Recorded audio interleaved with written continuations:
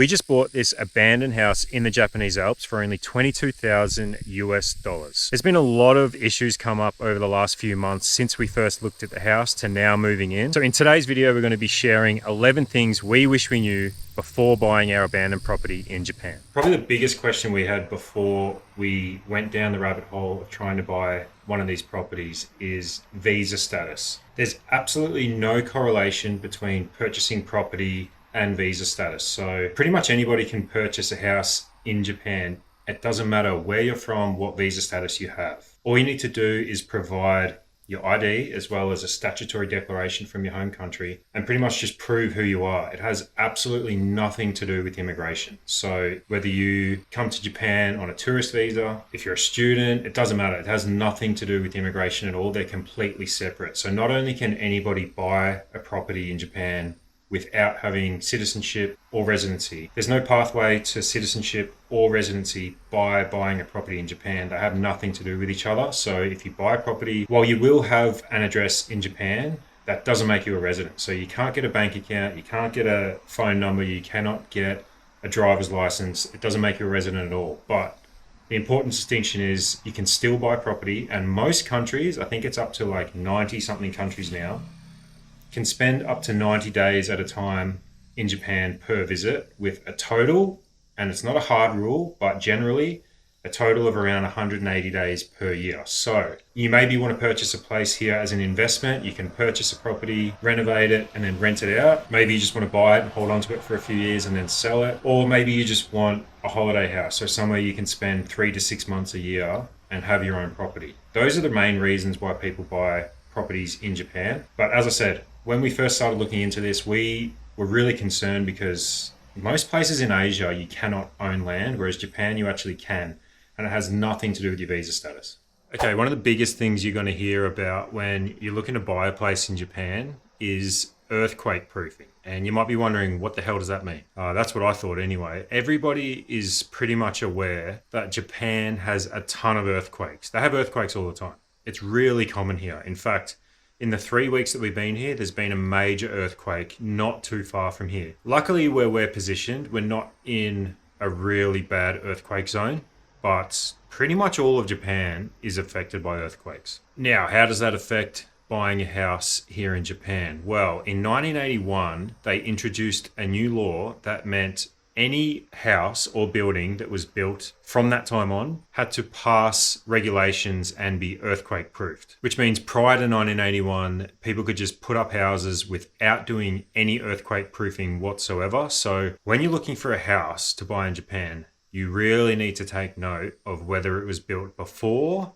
or after 1981. Now, don't worry, this doesn't mean a house built before 1981 cannot be bought and cannot be lived in and cannot be a really good house. All it means is that chances are it probably wasn't built to this new code. So in the long run, you're probably going to want to get that checked. You're going to want to get seismic proofing checked by a professional and do whatever you need to do to get it up to code if you're going to want to resell it one day. This also could affect your insurance, so you may not be covered for earthquakes if your house hasn't been brought up to code, which means if an earthquake does come along and the house is damaged in any way, it's going to be a loss out of your pocket. And to be honest, a lot of Akiya homes were built quite a long time ago. Like, it's not that uncommon to find houses built in the 60s or 70s that pretty much have no specs whatsoever, no details on who built them, how they were built. You pretty much have to go in and check it out for yourself. Or what I would recommend is, before you buy a house, if you really want to do your due diligence, hire a professional builder to come in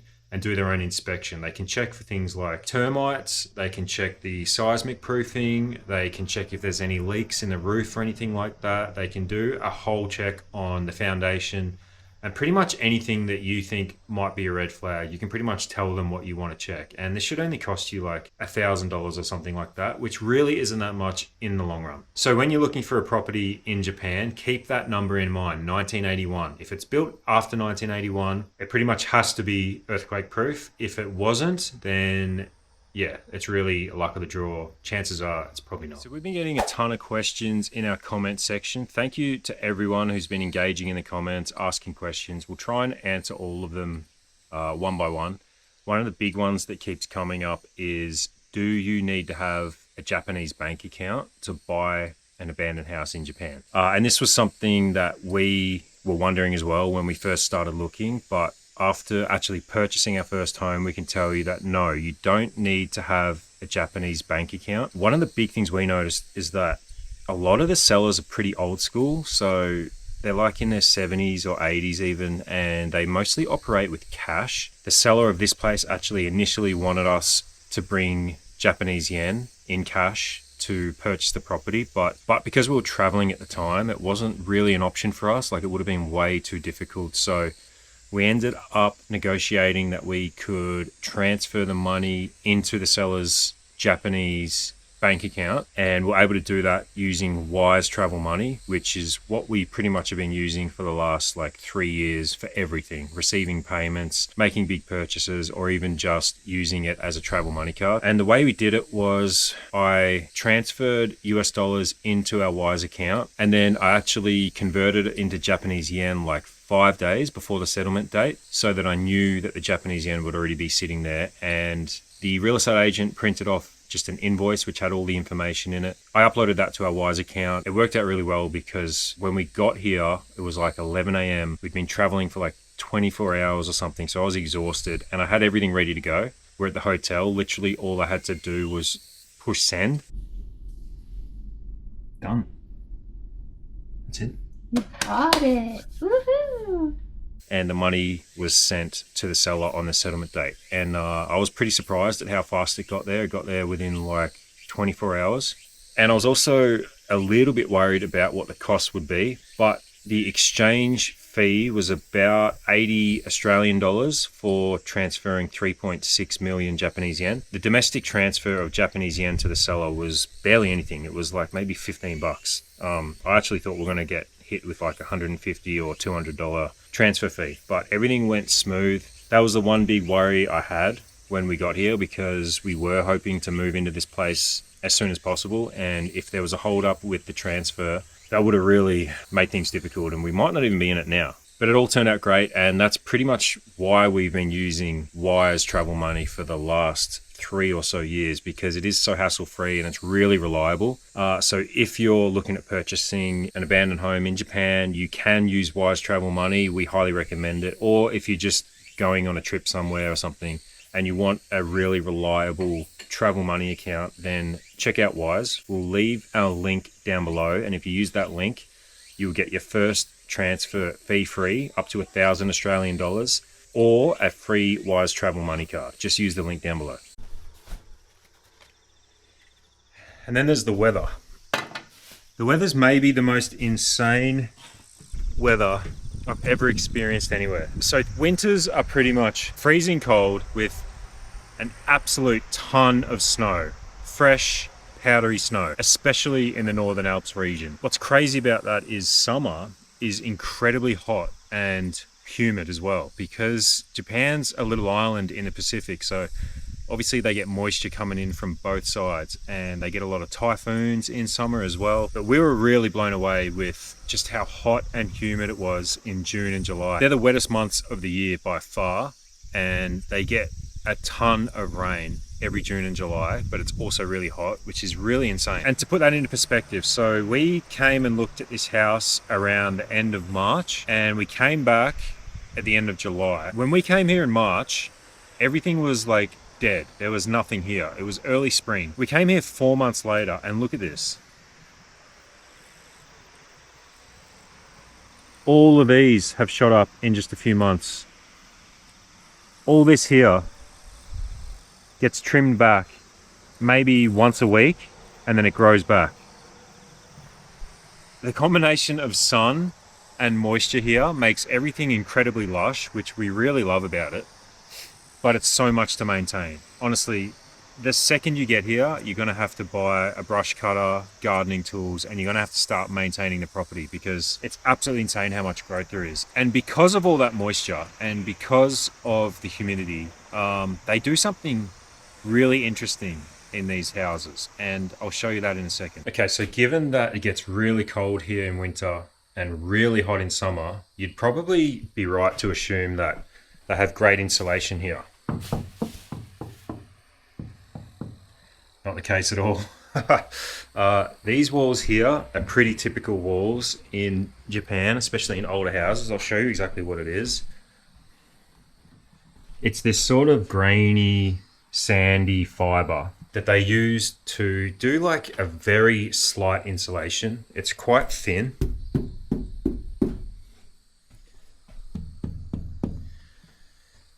It's a really thin insulation. It's probably like this big. And there is a reason for it though, and it actually works really well. Because they get so much moisture throughout the year. Even in winter, they get like a ton of snow, and in summer, as I mentioned earlier, they get heaps of rainfall. The real thing they're trying to combat, rather than stay warm or stay cool, is moisture and mold. And it works really well because this house has been sitting for quite a while and we haven't found any mold whatsoever. We've lived in houses all throughout Southeast Asia where it's tropical climates and they all have a ton of mold. It's one of the biggest issues we found. But none of the houses here have that issue because they let them breathe. So even the windows, single pane windows, but the house breathes really well, even if everything's shut.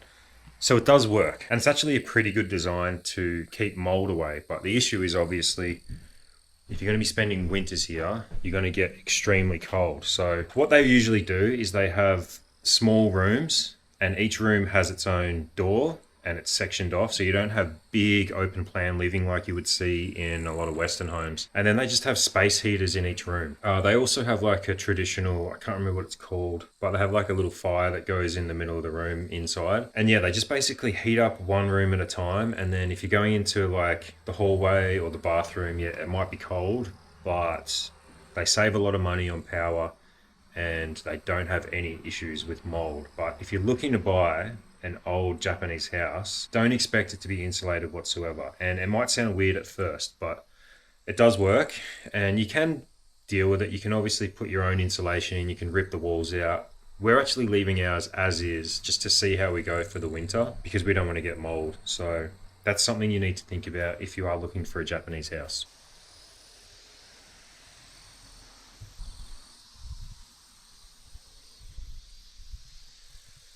Okay, bugs here are no joke. I'm from Australia, so I'm pretty used to having big spiders, snakes, mosquitoes, whatever. I wasn't even prepared for the size and the amount of bugs here. There are spider webs absolutely everywhere. You can be driving down the street and see spider webs all over the power lines. I don't know what happens here in summer, but they just go nuts. And honestly, like the first few days, look, I don't like spiders. The first few days I was pretty freaked out, but they haven't really come in at all. Nothing's really come inside. We haven't had too many issues. As soon as you step outside into the garden or the driveway or the shed, it's just crazy how many creepy crawlies and stuff there are. I've seen some of the biggest dragonflies I've ever seen. Massive horse flies, like you name it. All of it is here, especially in summer. So be prepared. If you're somebody who doesn't like bugs, if you get a little bit, you know, that feeling when you see like a big spider or something, I don't know what to tell you. Be prepared. And apart from just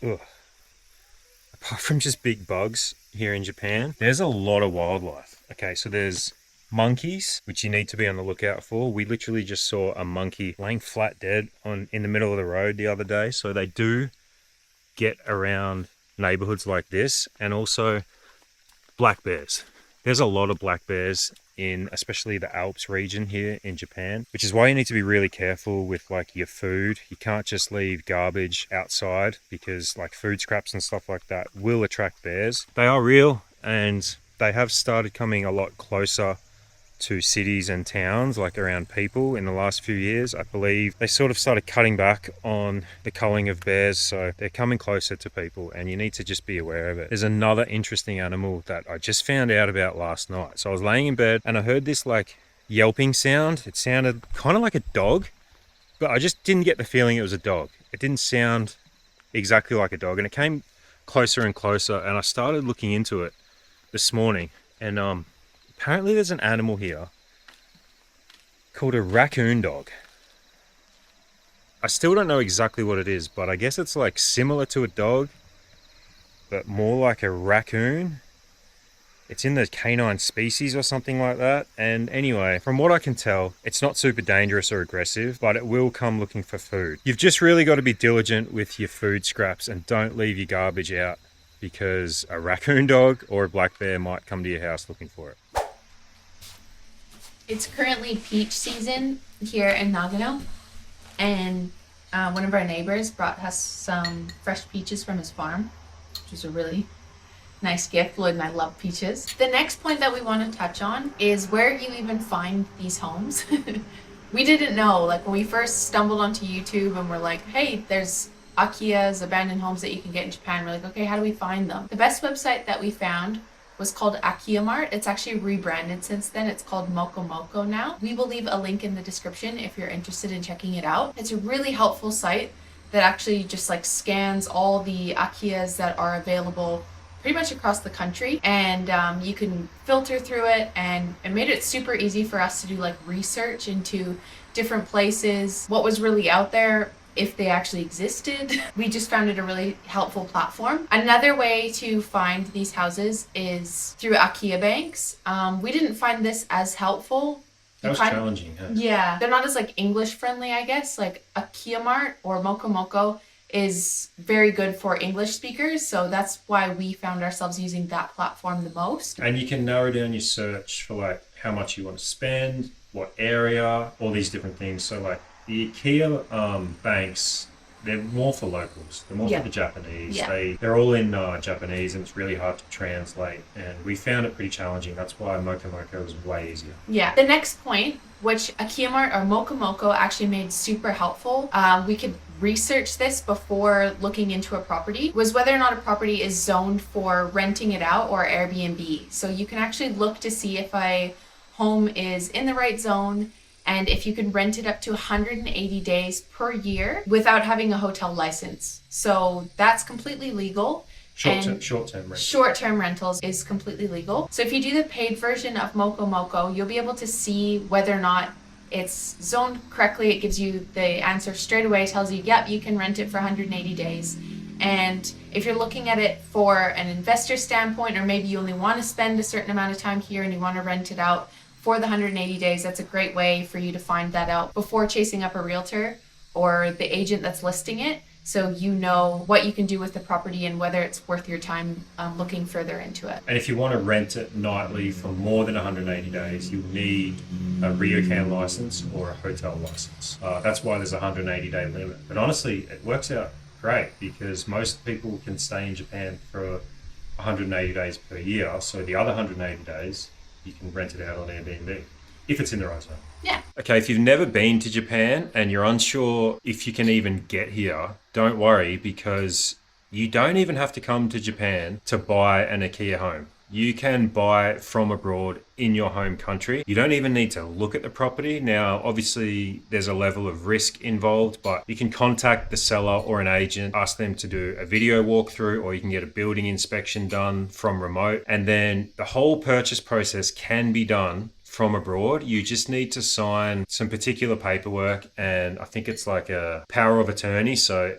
in other words, asking the agent to act on your behalf. Everything can be done from abroad. They can send you all the documents, you sign them, you return all the documents, and you can even close on the property from abroad. So if you don't have time off work, maybe you don't think you can get to Japan, but you're really interested in buying a property, you can still do it without even stepping foot in the country, which blew my mind because when we went through the whole process, we thought we would have to come to Japan, look at a few places, stick around for the whole purchase process, but it wasn't the case at all. Like, we didn't even have to come here to look at this place, to be honest, but I'm glad we did. And yeah, if you're looking to buy a place in Japan, but unsure about coming here, don't worry, you can do it all abroad. And we leave more details like this in our ebook because we learnt so much during this process. It was about 4 months for us from start to finish of buying the property and then settling on it. And a lot of stuff like this came up in regards to like paperwork and what we had to do with solicitors and with the real estate agent. And we've put all of that into our ebook. You can check it out by clicking the link in the description on our website. One thing that I was really worried about when we came and looked at the house, I was kind of weary about how accepting people would be to foreigners coming in and buying up these houses. And when we did come and look at the house,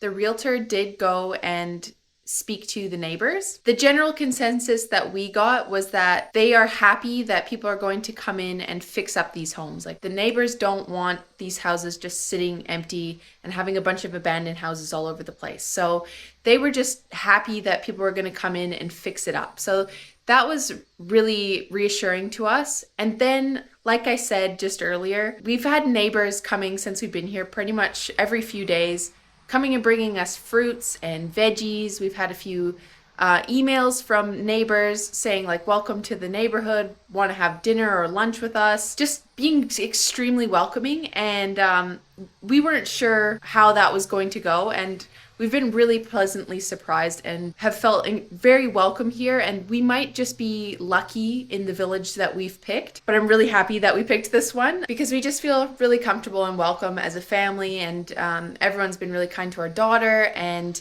patient with us as we're learning Japanese. I also feel like because we picked somewhere that has quite a high Australian population, here in the summertime, there's not as many tourists coming through that speak English. And in the shops, we've had people say, like, oh, they're really happy that we're here because they want to practice their English. So they're really, really patient with us and also accepting the fact that we don't speak very good Japanese, even though we're working on it. And it's just a very hard language to learn. But that's just been a really nice way, like an easy way to ease into being into another country because, you know, we're doing so many things. We're renovating a house, and those are all just sort of things you think about before you're obviously moving to another country or buying a home in another country. It's just nice to know that you're accepted and that people around you aren't wishing you weren't there. We knew that there'd be a language barrier. We don't speak Japanese. We're learning a little bit every single day and trying to practice as much as we can. Whenever I go to a store, I try and learn a couple of phrases and only talk in Japanese rather than pulling out my phone. But I wasn't really anticipating how hard it would be trying to get work done on the house without speaking Japanese. For instance, in Japan, there's not really a culture of using like WhatsApp, whereas in other parts of Asia, you can just text people and you can rely on Google Translate to text. Most people do everything through phone call here, and not being able to speak Japanese is a real challenge. Like, I can't call a gas technician to come out and look at our hot water heater because I can't ring him. So I've been sending emails, and sometimes it takes days and days for people to get back to us, which is completely understandable and to be expected in a foreign country, but that is something that's a little bit more challenging than what I thought. So I'm trying to study Japanese every single day, but it's a really hard language to learn. And the language barrier, yeah, that's probably honestly the biggest challenge in renovating a house in Japan. We're able to do the purchase of the property pretty easily because luckily our agent spoke pretty good English. But other than that, everything has been in Japanese. Okay, if you're going to be buying a property in Japan, you're going to need a car. There's just no other way around it. Like, you're going to need to move stuff around, furniture. If you want to do renos or anything like that, even if you want to go grocery shopping, you need a car.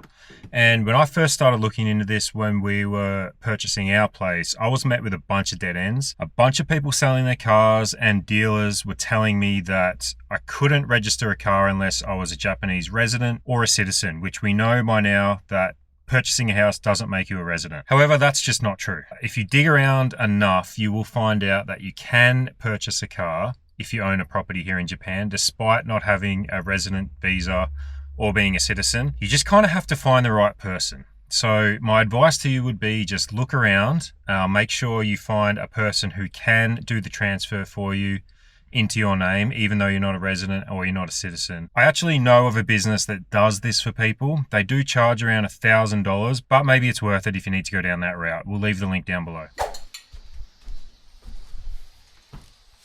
Okay, so overall, our experience has been really positive, I would say. Mm-hmm. It's been challenging. Yeah.